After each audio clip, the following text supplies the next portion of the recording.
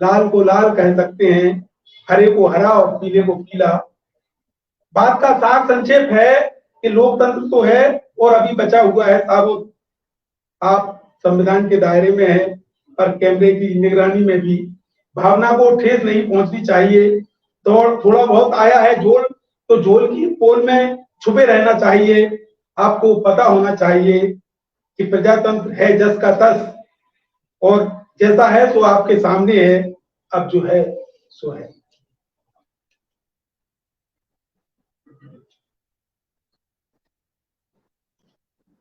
एक कविता अभी पिछले दिनों लिखी थी मैंने। इस कविता का शीर्षक है आभार।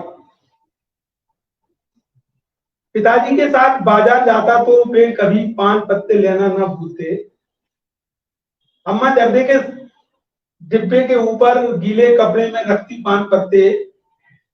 पहले श्रोता से सुपारी काटती, जर्दा चूना सुपारी हथेली पर घिसती, फिर छोटे से पान के टुकड़े से मुंह का एक स्वतंत्र स्वाद बनाती। एक बार में एक टुकड़ा ही खर्च होता, डिब्बे में कट्ठा भी रहता, पर वह आने जाने वाले बहुत ही विशिष्ट जनों के लिए होता था। कट्ठा बेचने वाला एक बूढ़ा आता था गली में, जिसका ठीक कत्ते जैसा ही रंग था।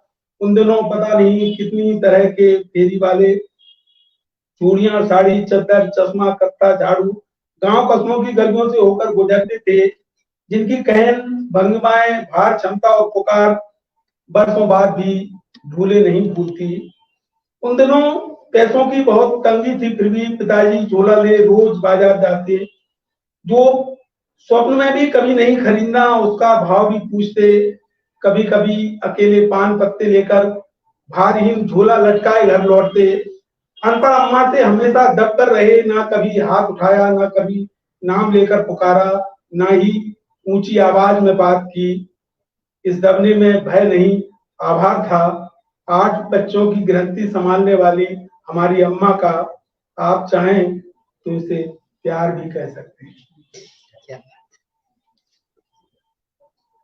एक लंबी कविता सुनाता हूँ, थोड़ा सा आप इसको ध्यान से सुनेंगे तो शायद कुछ चीजें छूट ना जाए, क्योंकि मैं थोड़ा जल्दी जल्दी पढ़ता हूँ। पहचान का संकट। जरूरी सवालों पर जब कोई बात नहीं कर रहा, क्यों ना कुत्तों की ही बात की जाए। कुत्तों की तरह चैनलों पर लोग लड़ रहे हैं, पर सचमुच के कुत्तों पर कोई नहीं बोल रहा। न जिम्मेदार नागरिक, न युवा पीढ़ी, न बेअधेड़ स्पेशल। गुस्से में सरकार ने जिनकी यात्रा टिकट पर मिलने वाली छूट तक बंद कर दी है। हर तरह के कुत्तों पर बात होनी चाहिए, देशी, झबरीले, कटी पूंछ तथा चपटे मुंह वाले। कुछ ऐसे जिनकी प्रजातियों के नाम जुबान पर ही नहीं चढ़ पाते। देश में हर तरफ अंधेर गर्दी मची है, समय पर कोई काम नहीं कर रहा। जैसे जियो के आने के बाद बीएसएनएल की सिम काम नहीं करती थी, यहाँ जियो की नहीं, फिलहाल तो कुत्तों के संदर्भ में चर्चा हो रही है। इस कविता का हेतु आप समझ रहे होंगे। समझने को आप बहुत कुछ समझते हैं, और यह भी समझ रहे होंगे कि कुत्ते किस कदर बढ़ रहे हैं इस देश में। कुत्तों की संस्थागत उपस्थिति छीन हो रही है। बहुत कुछ निजी हाथों में चला जा रहा है। जिस तरह जलवायु परिवर्तन हो रहे हैं, जिस तरह पृथ्वी का तापमान बढ़ रहा है, जिस तरह आवारा पूंजी के हवा पानी से धर्म की सवारी करते हुए नए हिटलर आ रहे हैं, उसी संदर्भ में, उसी चिंता के साथ कुछ बातें कुत्तों के बारे में कहना चाहता हूँ। जानता हूँ कोई न्यूज चैनल नहीं चलाएगा, यह समाचार किसी सीरियल अखबार में भी नहीं आएगा। क्षमा करना, यहाँ सीरियल पारिभाषिक शब्द नहीं है, पर कुत्तों पर समग्रता के साथ पेट होता है। इसलिए आप भाषागत शब्द प्रयोग पर ना जाएं। हमारी मंशा सीरियल पर नहीं, तंदुरुस्त और मस्त कुत्तों पर बात करने की है। हमने बात कुत्तों से शुरू की थी और बात कुत्तों पर ही जाकर खत्म होगी। आप ये मत समझना कि मैं कैसी कुत्ती बात कर रहा हूँ। आजकल लोग व्हाट्सएप पर गुड मॉर्निंग भले भेज दें, पर आपस में बात नहीं करते। पहले लोग पत्र लिखते थे, आज रहवासियों से खाली होते मकानों में लोग किराएदार भले ही ना रखें, पर कुत्ते जरूर पाल लेते हैं। कुत्ता सुरक्षा का भ्रम देता है, पर कुत्तों पर क्या खर्च नहीं होता। एक खुनसार जवान कुत्ता खर्चे में 3 आदमियों के बराबर पड़ता है। ईमानदारी का जमाना नहीं रहा, हालांकि लोग तब भी यह बात कहते होंगे, तब ईमानदारी का जमाना रहा होगा। इतिहासकार भी इस तथ्य पर ठीक से प्रकाश नहीं डाल पाएंगे कि किस कालखंड में कब था ईमानदारी का जमाना। भले ही किसी भी प्रजाति के रहे हों, अतीत में भी कुत्ते भौंकते थे, वर्तमान में भी कुत्ते भौंक रहे हैं। हमारे प्रारंभिक कविगुरु थे इसरार मोहम्मद खान। आदमी बड़े हंसोड़ और कविता के जानकार परिचय में कहते मैं खान हूँ, आई एम खान। उन्होंने कुत्तों की वजह से एक बार मुझे बहुत डांटा। मैंने कुत्ते को सीधा कुत्ता ही कह दिया था कविता में। गुरुवर ने कहा कि कहन को सुधारो, बात को निबंध शैली में घुमा कर कहो। लंबा मुंह, 4 पैर और एक पूंछ वाला, जो सूंघता चाटता, पूंछ काट दो तो पुट्ठे हिलाता, चौकन्ना, गतिशील, स्वामी भक्त। इस तरह करो सजीव चित्रण। कभी भी किसी भी कुत्ते को सीधा कुत्ता मत कहो। मेरी कविता कुछ इस तरह थी। मैले कुचले मिट्टी से सने मटमैले हाथ से काम करने वाले ये लोग लगते हैं ताश के पत्तों की तरह। भुखमरी, शोषण, उपेक्षा और गरीबी, इन सब के बीच से झांकती लाचार आंखों में रोटी की मजबूरी। तिरस्कार तिरस्कार, चारों तरफ तिरस्कार जगा देता है मुझ में कुत्तों के संस्कार, और मैं भौंकने लगता हूँ हाथियों के जंगल में कुत्ते की तरह। यहीं आकर मुझे वो रोक देते, कहते भले ही तुम हाथियों के जंगल में भौंकने की बात कर रहे हो, पर कुत्तों का भी वर्ग होता है। किसका पला कुत्ता किस वर्ग का है। सड़ियन को भी इस तरह सड़ियन मत कहो। सड़ियन को हाथी किस तरह लेंगे। हाथियों के साथ कविता के पाठकों और उनकी वर्गीय चेतना के बारे में भी सोचना चाहिए। तुम हाथियों का पक्ष भी ठीक तरह से नहीं रखते कि हाथी काला है या सफेद। खुद ही अपनी पक्षधरता भूल जाते हो। कूट भाषा का इस्तेमाल करो, ना कुत्ते को कुत्ता ना हाथी को हाथी कहो। एक कविता पर ही बात हो पाई थी कि खान साहब तबादले पर उज्जैन चले गए और मैं अपने धरने पर लौट आया। कुत्तों को फिर अपनी नजर से देखने लगा। एक स्कूल का मालिक तरह तरह के कुत्तों के जोड़े पालता और शिक्षा के साथ साथ विविध प्रजातियों के पिल्ले भी बेचता था। अपने स्कूल में मजबूर परेशान लड़कियां रखता, जो सुबह 7 से शाम 4 बजे तक रहती और 4,000 रुपए का महीना पाती। खुद कॉलेज पढ़ने की उम्र में छोटे छोटे बच्चों को मन लगाकर पढ़ाती। खाली बैठती तो मालिक सांप की तरफ पुकारता, no mobile, no book, no बातचीत। स्कूल टाइम में सिर्फ स्कूल की बात। बच्चों को पढ़ाकर खाली बैठी लड़कियों की स्मृति में अनेक प्रजातियों के कुत्ते रोते रहते हैं। कुत्तों की बात कभी खत्म होने वाली नहीं है। उनका खान पान इतना ज्यादा बदल गया है कि मनुष्य और कुत्तों के मल में अब कोई बहुत ज्यादा अंतर नहीं रहा। सुबह सुबह मालिकों के साथ सड़क पर आते हैं और कहीं भी मल विसर्जन कर जाते हैं। इस मल की पहचान भ्रम पैदा करती है। इस मल विसर्जन पर गालियां झुग्गी बस्ती के जन खाते हैं। सरकार शौचालयों के प्रति जागरूकता बढ़ा रही है। कुत्ते सरकार के लिए एक छुपी हुई चुनौती बन जाते हैं। कुत्तों पर लगातार बात होती रहनी चाहिए। कुत्ते को कुत्तों की तरह देखा जाना चाहिए। सार्वजनिक क्षेत्र में लगातार कुत्तों का हस्तक्षेप बढ़ रहा है। देश में जिस तरह से अरबपति बढ़ रहे हैं, कुत्ते भी अपनी पहचान बदल रहे हैं। कुत्ता क्या है, एक जानवर मात्र। मूक जानवरों पर नहीं है ये कविता। इस कविता के केंद्र में तरह तरह के कुत्ते। अब एक और कविता सुनाता हूँ। हो सकता है आप इसके संदर्भ से पूरी तरह न जुड़ पाओ, क्योंकि कविता पढ़ते समय और बोलने में थोड़ा सा फर्क हो जाता है। ये कविता है प्रश्न अभ्यास। कविता का शीर्षक है प्रश्न अभ्यास। दंगे पर कविता लिखिए, पुलिस की छूट की व्याख्या कीजिए। दंगों के 5 प्रकार बताइए। भक्त से दंगाई होने की आशंका और संभावनाओं पर विचार कीजिए। हिंसक समय का क्रमिक विकास लिखिए। बच्चों को घृणा करना किस तरह सिखाएं, निर्लज्जता से झूठ बोलने की विधियां लिखिए। दंगों में जय बोलने के महत्व और गालियों से आक्रामकता पैदा करने के प्रयोग पर एक सारगर टिप्पणी कीजिए। चाचा जी पहले अंशकालीन दंगाई थे, उनके पूर्णकालिक दंगाई बनने की यात्रा का विस्तार पूर्वक वर्णन कीजिए। 2 दंगाई विचारकों के नाम बताइए। दंगे और नरसंहार में अंतर स्पष्ट कीजिए। मनोसंहार की हानियां लिखिए। दंगा होता नहीं है, करवाया जाता है। इस प्रचलित झूठ पर निबंध लिखिए। पढ़ो और पढ़ो दो की जगह लड़ो और लड़ने दो को रेखांकित कीजिए। दंगाइयों को कपड़ों से पहचानने का सचित्र वर्णन कीजिए। एक प्रतिबद्ध दंगाई की प्राथमिकताएं बताइए। अग्निशमन यंत्र और देसी कट्टे का रेखा चित्र कीजिए। आभासी भय और दंगा इस पाठ की दंगों के संदर्भ में विस्तार पूर्वक व्याख्या कीजिए। दंगों में प्रयुक्त हथियारों के प्रकार लिखिए। ईंट फेंकते दंगाई का भाव चित्रण कीजिए। इस तरह दंगा के केंद्रित प्रश्न अभ्यास से अपने कुछ मौलिक प्रश्न तैयार किए।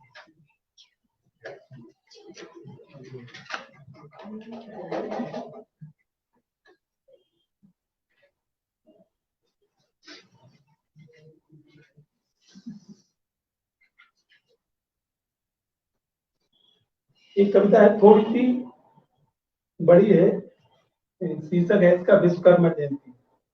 ये जो बेरोजगार इंजीनियर आजकल प्राइवेट कंपनियों में या ठेकेदारों के नौकरी करते हैं उन पर है मतलब ये कविता।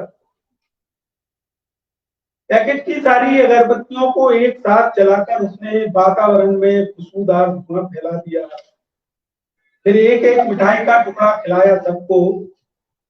महाराज विश्वकर्मा का जयकारा हुआ और सारे लड़कों को काम पर निकाल दिया। कंपनी को मिला है सड़क बनाने का ठेका। नए नए लड़कों को भी मिला है नया काम। सुदूर दक्षिण से आया है इंजीनियरों का दल। दल में असम, बंगाल, उड़िया जैसे प्रदेशों के भी कुछ लड़के शामिल हैं। ये हिंदी भले ही ठीक से ना बोल पाए, पर हिंदी भाषी मालकों की गुस्से और गालियों से इनका नजदीकी परिचय है। ये जो उड़िया लड़का है सुशांत, सड़क बनाते बनाते सड़क जैसे ही रंग का हो गया। विश्वकर्मा जयंती मनाने और प्रसाद प्राप्ति के बाद सीधा काम पर आकर खड़ा तो हो गया, पर कुछ कुछ गुस्से में जान पड़ता है।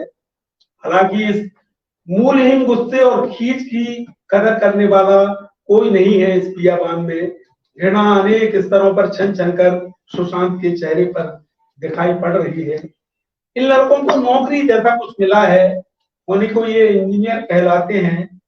पुराने हो नहीं पाते कि पुराने होने से पहले इन पुरानों से और ज्यादा सस्ते लड़के कंपनी में काम पर लग जाते हैं।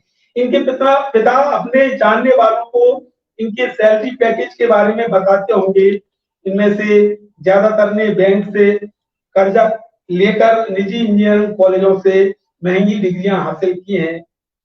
एक कंपनी से दूसरी कंपनी में छलांग लगाते हुए इनके भीतर कहीं ना कहीं कुछ टूट जाता है।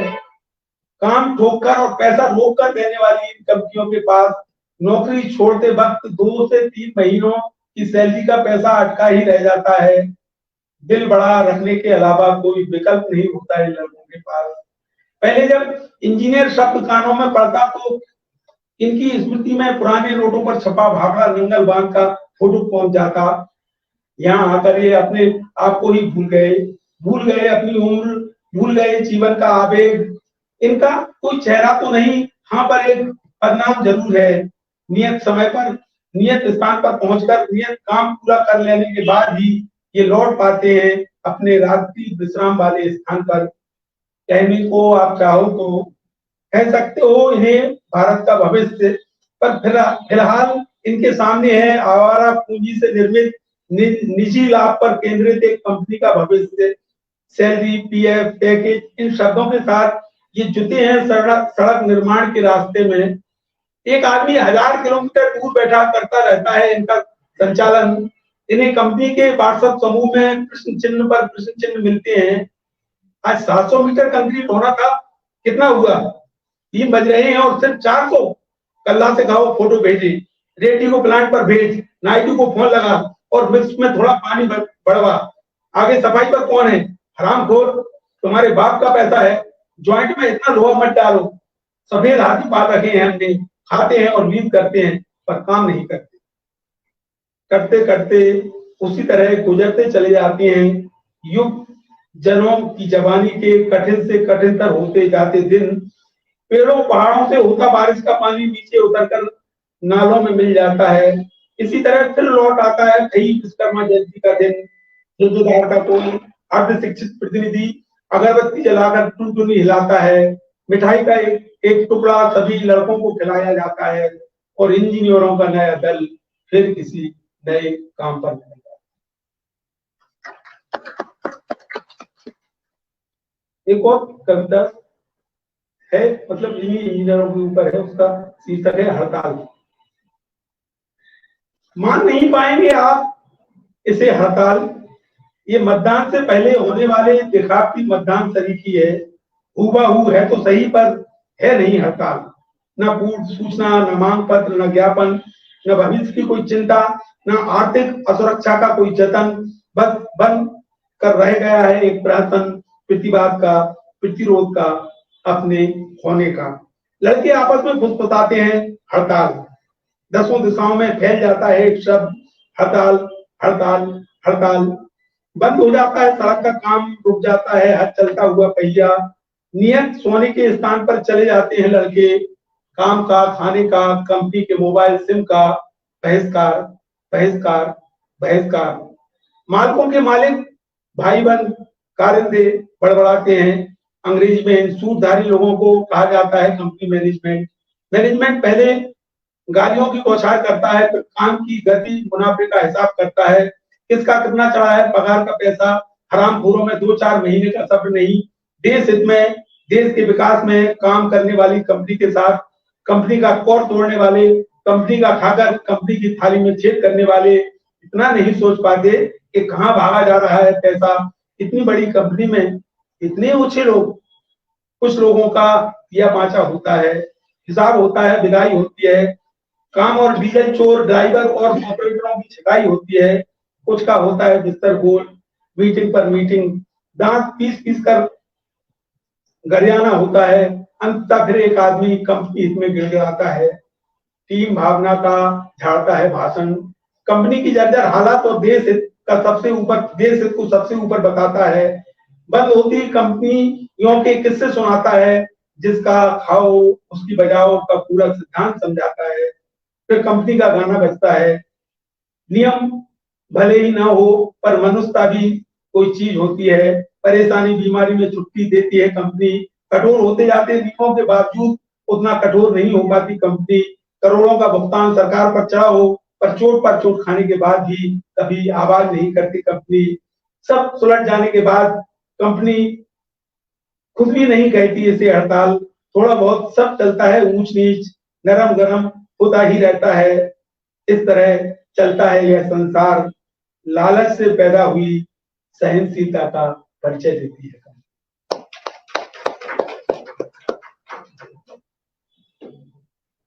अब मैं कुछ संग्रह से कविताएं आपको सुनाता हूँ।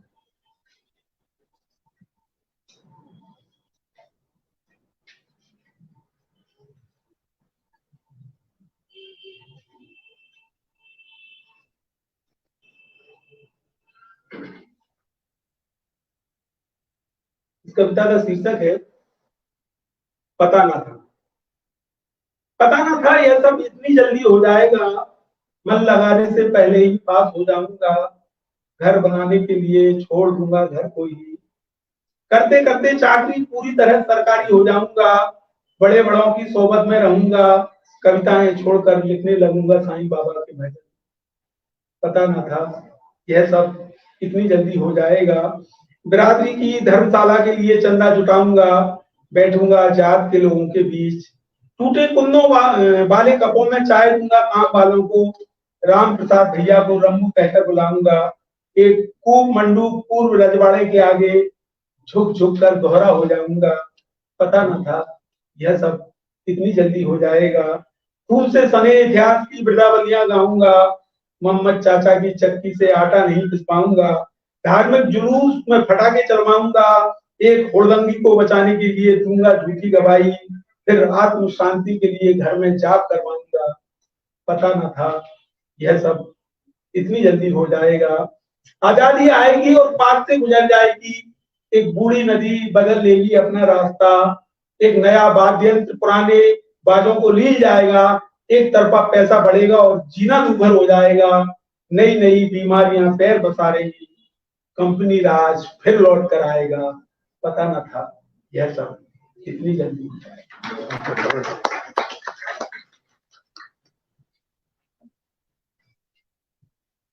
इसमें से एक कविता और आपको सुनाता हूँ।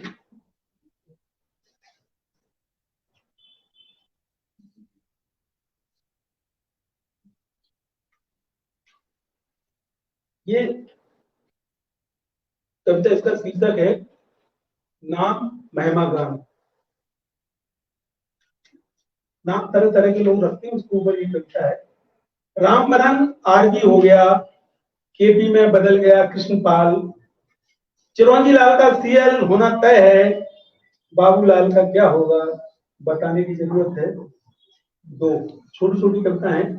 बड़जोरा ईंटों की जुड़ाई करता है, फत्तू पकड़ता है सांप, भैंसों की पेट चराने जाता है भीखा, धरना दीदी माटी के ढेरों से खड़ी करता है कच्ची दीवारें। ये सब ऐसे नाम हैं जिनका तहसीलदार सिंह से टीडी सिंह होने का कोई खतरा नहीं। फूल सिंह फूल सूंघ कर नहीं जीता, फूल सिंह की बातों से फूल नहीं झरते, फूल सिंह का चेहरा नहीं है फूल सा कोमल, फूल सिंह के चेहरे पर ये बड़ी बड़ी मूछें हैं। बड़े हाकिम की गाड़ी चलाता है फूल सिंह, बड़े बड़ों की सोबत में रहकर भी फूल सिंह है कि बचा रहा बिल्कुल साबुत। अगर कहीं बड़ा हाकिम हो जाता तो फिर ऐब सिंह होकर मिट जाता बेचारा। इसे संयोग मान लें या समय की विडंबना, नाम बनाने के इस सुंदर अभ्यास से स्त्रियां सामान्यतः बची रही। 5 अपनी भाषा में जो बहुत बिगड़े, पराई भाषा ने उन्हें और ज्यादा निखारा, आगे का नाम सिमट गया, पीछे की जात बची रही। ये मिथुन लग्न में देवी चरण हुए, हरिचरण हुए कर्क लग्न में, कुंभ लग्न में जन्मे गोचरण, रामनवमी के पावन पर्व पर परम शुभ घड़ी में रामचरण ही हो सकते थे। अब चौगड़िया देखकर कोई बताए, नौनीता, भीकम या जंगलिया पैदा होंगे किस घड़ी। आखिरी कविता है सीरीज की। उनका नाम मर्दन सिंह था, मर्दन सिंह के पर्वत सिंह हुए, पर्वत सिंह के धूप सिंह, धूप सिंह के महेंद्र प्रताप सिंह, महेंद्र प्रताप सिंह के उदय प्रताप सिंह, उदय प्रताप सिंह के यहाँ नहीं हो पाया कोई, प्रबल प्रताप सिंह, फिर जो अरुणा करुणा बनिया हुई तो थम गई सिंह गर्जन।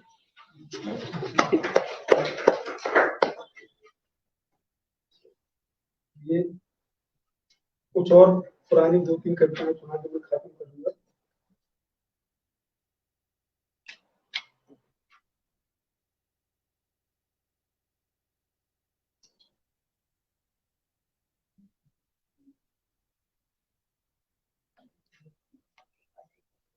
ये 3 भाग है इस कविता के। चिंतामणि मनी को कौन टाल पाया है, काल भी कैसा निष्ठुर है, काल के गाल में समा गए चिंतामणि, मौत के आगे बौने हुए चिंतामणि, इतना ही लिखा था जितना जिए चिंतामणि। क्या करते थे चिंतामणि, चिंतामणि चिंता करते थे, बहुत अच्छा बोलते थे चिंतामणि, हरदम बात करते जनहित की, कहते विकास की गंगा बहा देंगे, सड़क देंगे, पुल देंगे, बड़े बड़े भवन देंगे, उद्घाटन प्रिय थे चिंतामणि, जन जन के प्रिय थे चिंतामणि।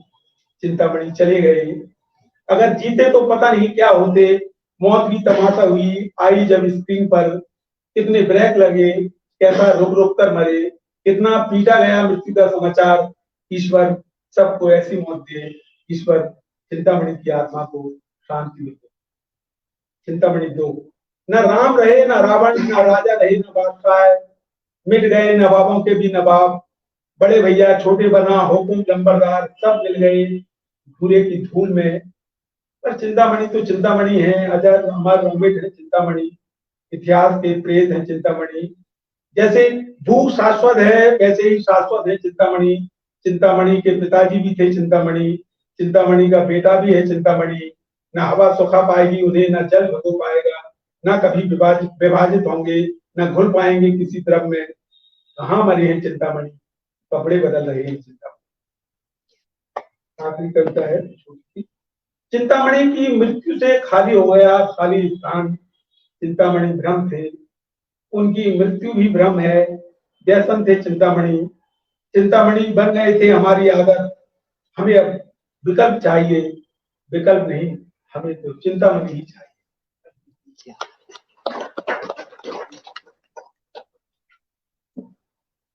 अब दो छोटी छोटी कविताएं और सुनाता हूँ। क्या इनके घर खाने के सामने? अच्छा, अभिनेता चंदूलाल वाली, चंदूलाल कटनी वाले हैं।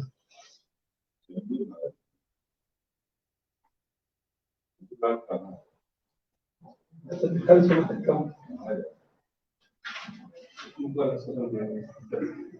चलो फिर मैं ये दूसरी कविता सुना देता हूँ। तो एक कविता है थाने के सामने जिनके घर है।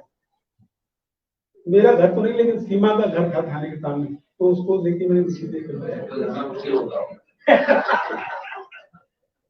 नींद का थोड़ा नफा है अगर किसी निर्जन में है तुम्हारा घर, चलती सड़क के सामने होगा तो पड़ेगा दिनचर्या में खलल, तंग बस्तियों में घुटन हो सकती है, बाजार में रहने के जरूर कुछ लाभ हैं, हर जगह अपने तरह की है, हर जगह रहने के कुछ नुकसान फायदे हैं, पर किस्मत वाले हो तुम थाने के सामने नहीं है तुम्हारा घर। जो रहते हैं थाने के सामने हो जाते हैं थाने से विरक्त, रात में किसी की चीख सुनकर झट नहीं खोल पाते खिड़की, उनका इतना भर वास्ता होता है थाने से कि उनके पते में थाने का जिक्र होता है। ऐसा भी होता है कभी कभी वे गुजरे थाने के सामने से और कर बैठे थाने को प्रणाम, बाद में भले हंसे भीतर ही भीतर के में भूल गए थाने और मंदिर का फर्क, पर जब झुक रहे होते हैं भगवान के आगे तब मांग रहे होते हैं दुआ, हे ईश्वर दूर रखना थाने के दरवाजे से। जो रहते हैं थाने के सामने उनके किसी ना किसी हिस्से में थोड़ा बहुत बचा ही रहता है थाना, तमाचों की गूंजें, घुड़कियां, गालियां और सैल्यूटों की आवाजें, अंधकार में दमकते थाने का सन्नाटा, रात रात सन्नाटे को चीरता सायरन। थाने के सामने जिनके घर हैं वे रहते हैं इस दम से पीड़ित कि वे हैं थाने के सामने, इसलिए नहीं है थाने के चंगुल में। जो सज्जन है सज्जन का डरपोक बनाती है उन्हें, सभ्य नागरिक होने की वजह से हरदम करना पड़ता है उन्हें इस यातना घर का समर्थन।